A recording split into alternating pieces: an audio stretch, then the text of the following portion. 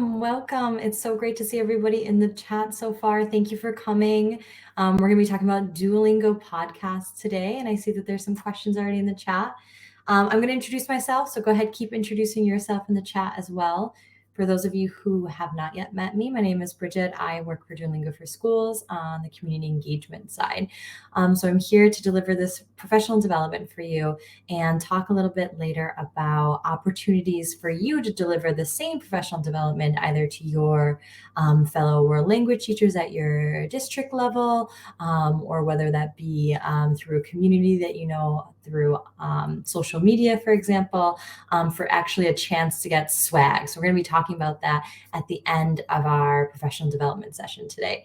But a little bit more about me. I am a past educator. I spent 5 years teaching French in upstate New York before I moved to the south of France, which is where I am now. So please take a moment to introduce yourselves. It's so great to see everybody.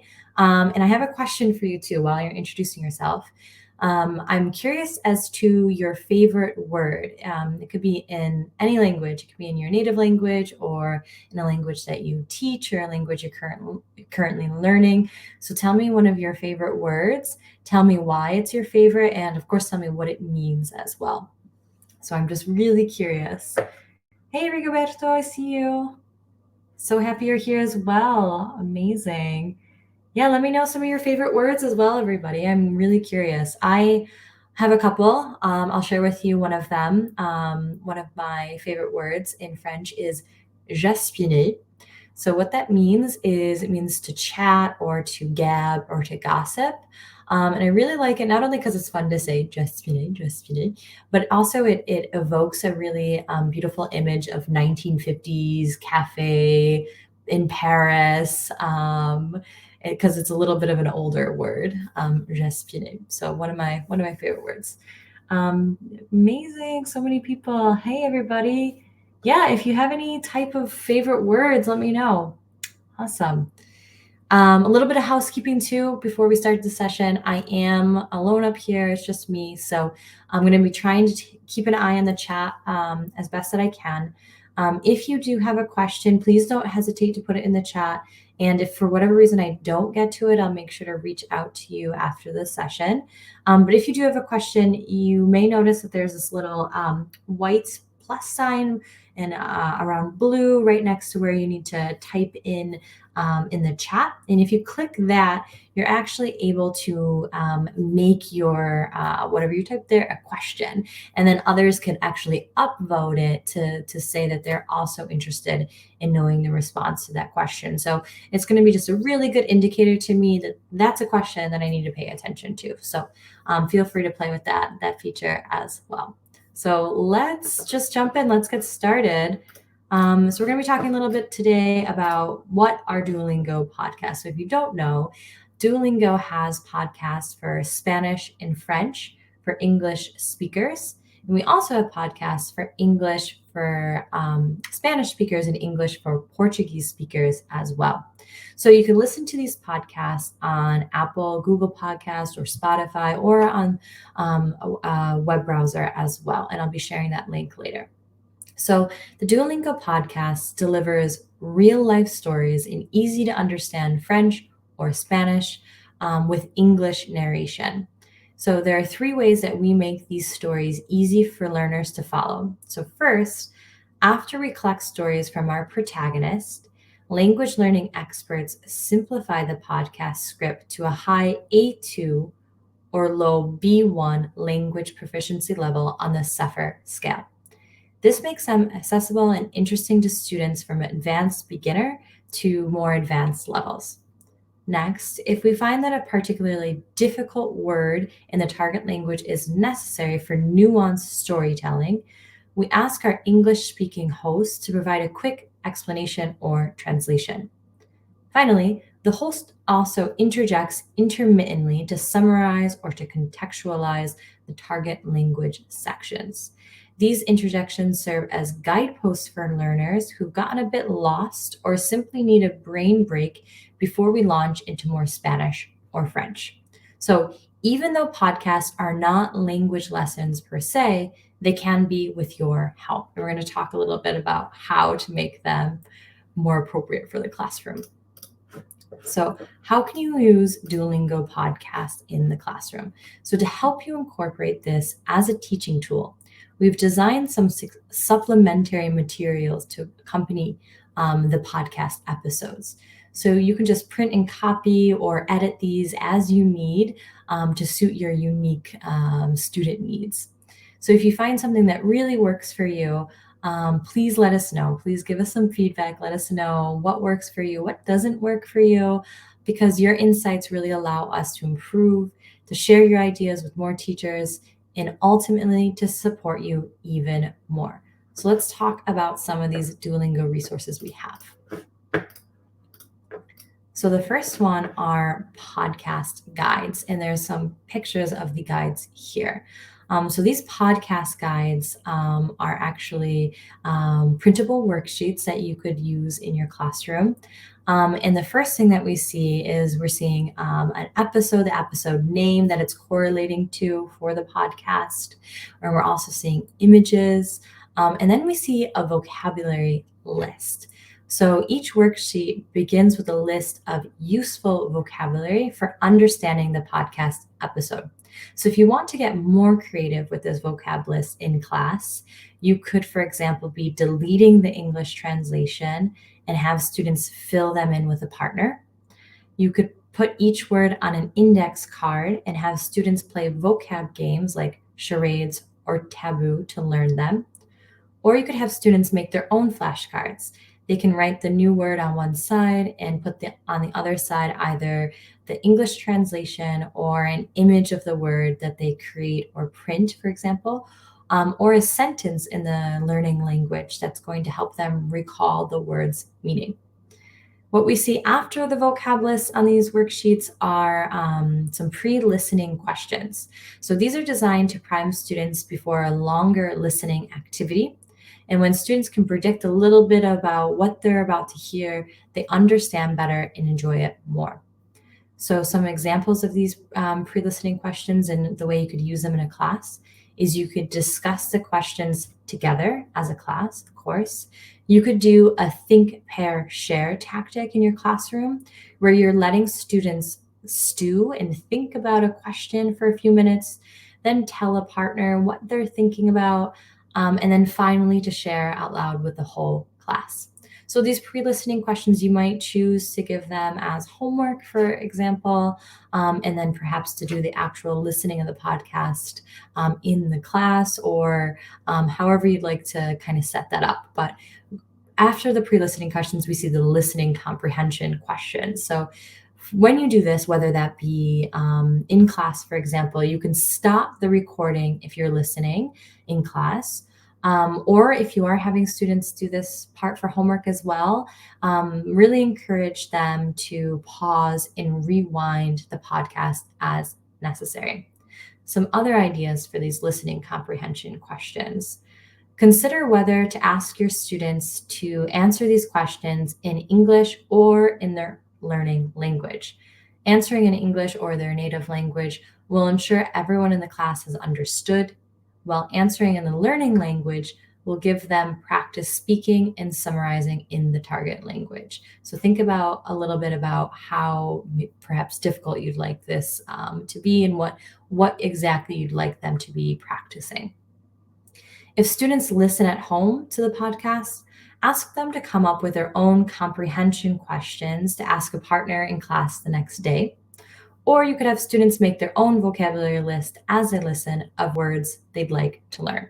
So this is the first part of our podcast guide. There's even more to come, but I'm going to take a moment here. I'm going to take a look at the chat and see what's going on.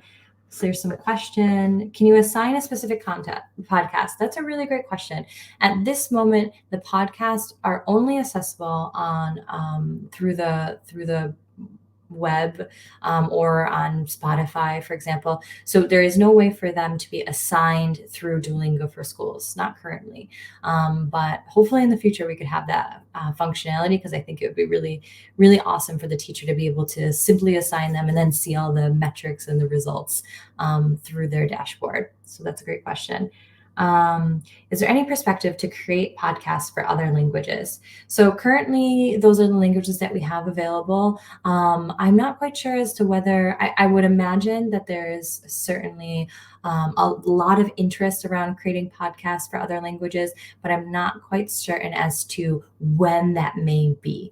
But anytime you have any feedback, if you're interested in sharing that feedback, if you're, for example, you're a teacher of Japanese and you really want a Japanese podcast, you can share any feedback with this email, teachers@duolingo.com. So I'm going to write that email for you there. So feel free anytime to share your feedback, and that really lets us know what you guys are interested in. So if you're interested in more podcasts and more languages, please let us know. Okay, I'm going to take, where can you find the worksheets and the guides? Absolutely. I'm going to be sharing and talking a little bit later on the links and talking about where to find all of this. So just one moment, I'm going to share that for you. But moving forward with the podcast guides, next what you're going to see are these post-listening comprehension. And in this image that we see here, we see that I actually have these in the learning language. These are in French. That's because we have these podcast guides both written in English and in the learning language, whether that be Spanish or French. So you have the ability to use one or the other to determine, depending upon your students' comfort level with the language and your desire to make it a little bit more challenging for them, right? So these post-listening comprehension questions, these ask students to put it all together and understand the story as a whole. Some additional post-listening comprehension activities could include having your students draw the story in 4 frames, for example. So one of the frames could be who's the protagonist. The next one could be what is the obstacle encountered during the podcast. The next could be what does the protagonist do in response. And lastly, how is he or she changed at the end of the podcast? So you could kind of have your students draw the story out to summarize it.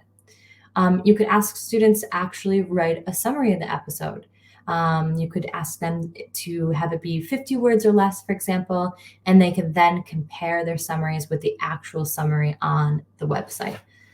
And then lastly, some ideas with these post-listening comprehension questions is you could show students the image associated with the episode on the website, and you could ask them if they think it's a good selection and why or why not.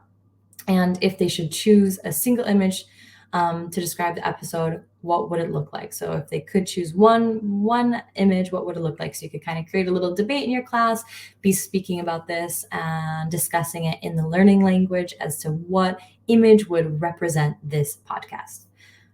Next, we're going to see some discussion questions. So these questions help students to move beyond just comprehending what happened and to think critically about the protagonist, the story, and how it is told. So some more ideas. Does this story relate to other things they've studied in your class or in another subject, for example? So you ask them to think about interdisciplinary connections across courses or across units. Next, make it personal for them. So in our questions, you'll see that we've tried to include at least one personal question in each worksheet. But of course, you know your students best. So what aspects of the podcast episode might resonate with them more? Have they, your school, or your city ever experienced something related to the theme of the episode? And lastly, some ideas is if you want to practice grammar, ask students to write about what happened before we meet the protagonist using past tense, or about what the protagonist will do next using the future tense. So make them justify their ideas based upon what they've learned from the story. So it'd be a great way, great writing practice for your students in the learning language. And then lastly, what we see from these podcast guides that we've created for you is something called More Fun Stuff. So these activities are actually meant to encourage students to use the target language outside of the classroom in hands-on activities in everyday situations.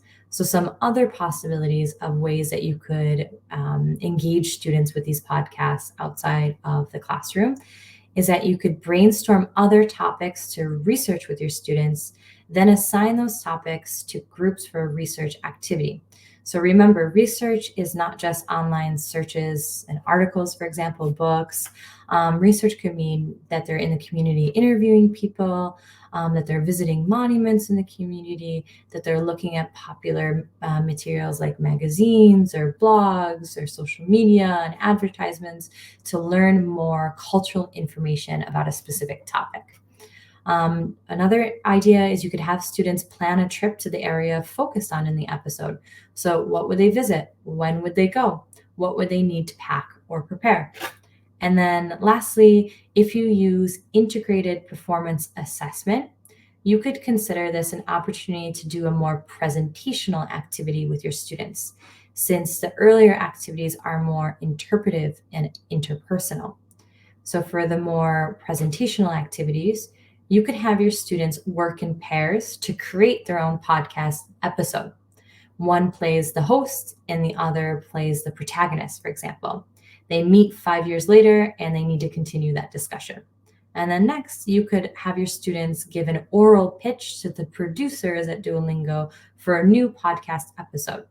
So you, another student, or the whole class could play the role of producer, asking questions about their pitch. So some helpful tips about this.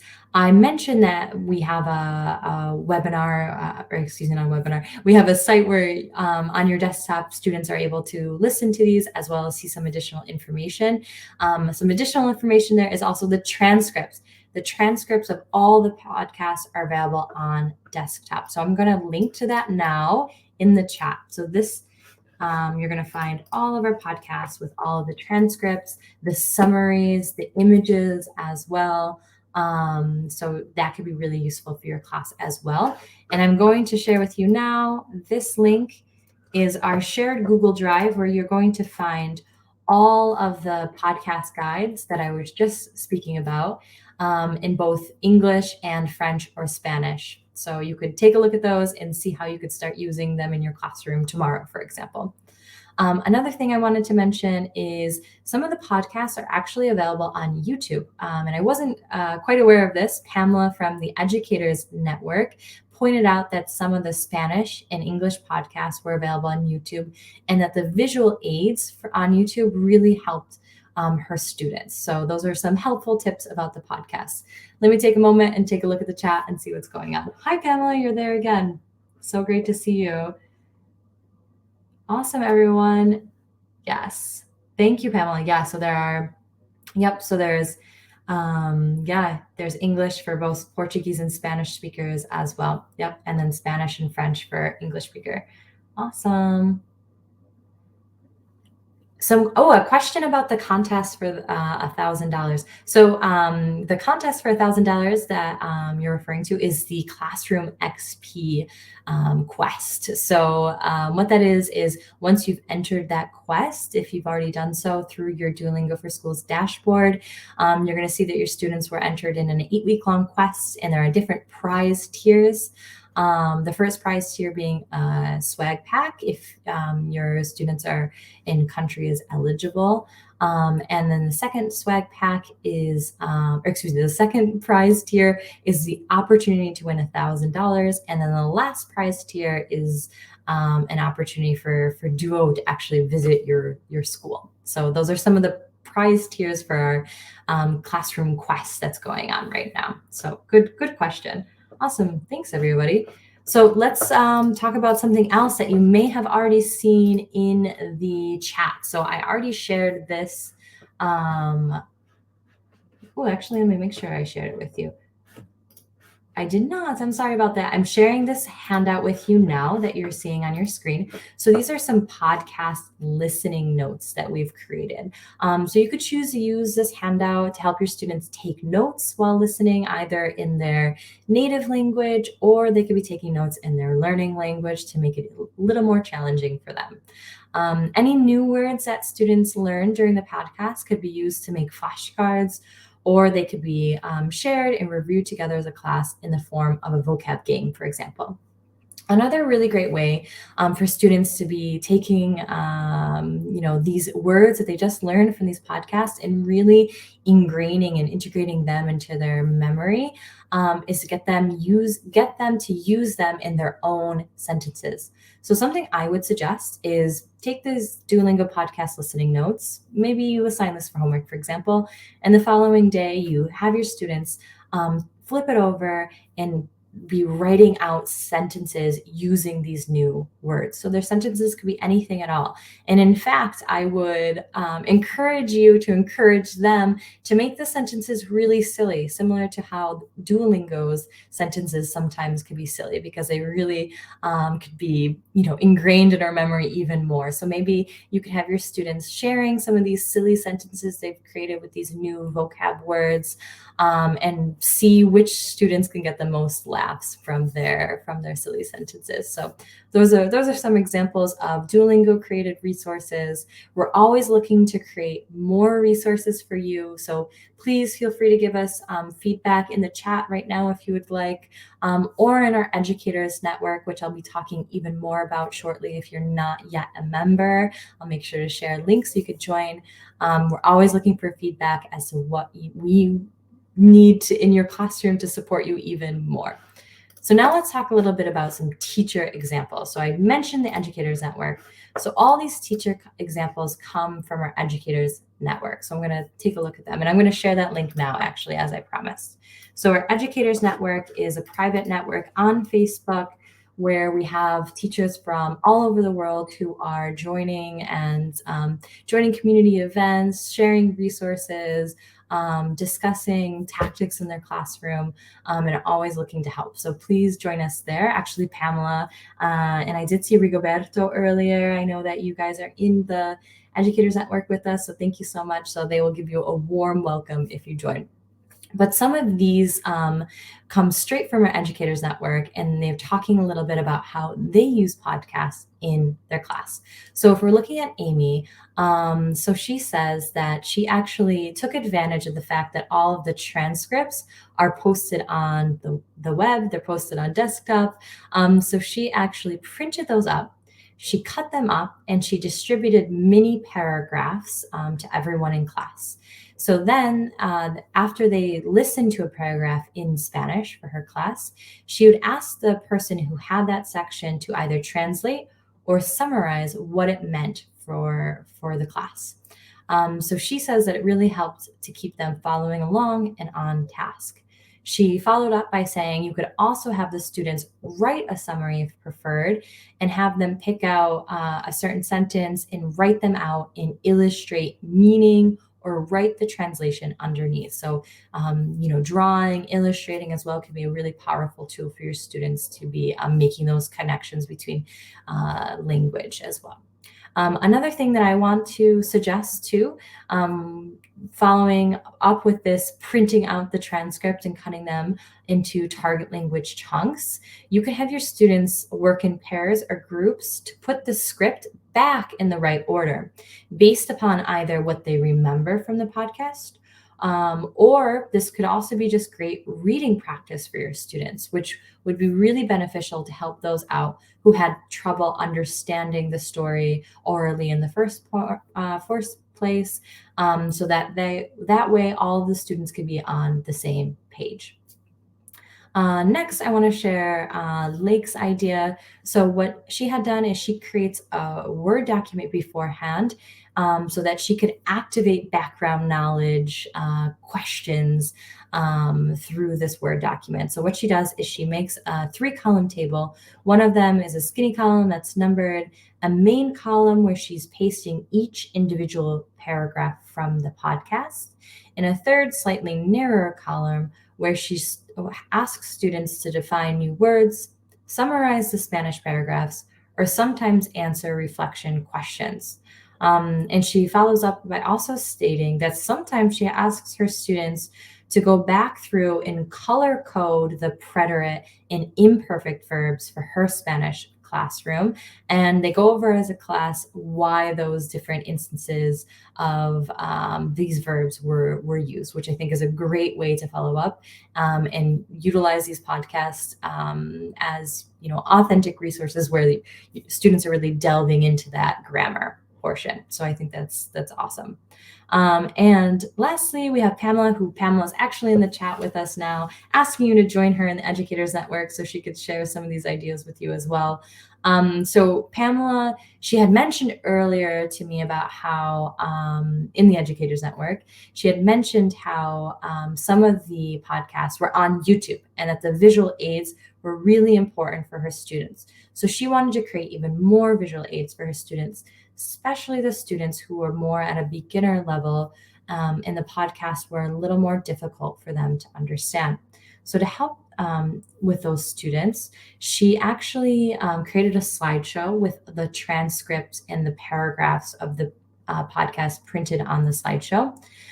She then pressed play on the podcast and she recorded herself flipping through the slides. So flipping through the words of the podcast of what's being said, the transcript, and then circling the words as they are said, and then either pointing out or uncovering pictures at just the right time to aid with the understanding of the oral words. So it was really a great way for her students to, for those students who are more beginner level, who may find listening only to be a bit of a challenge, bringing in those visual aids for Pamela's students was really key. So those are some examples from our Educators Network of how some of our teachers use podcasts in the classroom. So I'm really curious, if you already use podcasts in your classroom, please share with us in the chat a little bit about what you do in your classroom. How do you use these great resources to make them more classroom friendly? So that was our whole professional development. I already asked you to join our Educators Network, so please do. I will redrop that link actually in the, here we are. Drop that link again in the chat. So join us on our Educators Network and collaborate with us, collaborate with teachers all over the world who are using Duolingo. If Facebook is not something that you utilize, you could also follow us on our other social media accounts like Twitter, TikTok, Instagram, or our public Facebook page as well. So please join us. Pamela, I know you're in the chat, definitely hyping people up for the Educators Network. So what I want to talk about next, actually, as I promised, is I'm going to be talking a little bit about the opportunity for you to get swag for your classroom. So if you're interested in giving professional development, and of course you want some swag, what we are doing is we're offering to the first 50 teachers that download and host any of our professional development events, because there's actually more to come, we're going to send you a swag box that includes stickers, an insulated tumbler, and a wool Duolingo beanie, for example. But there's even more things. So it's a big swag box that we'll send to you. So how do you get this?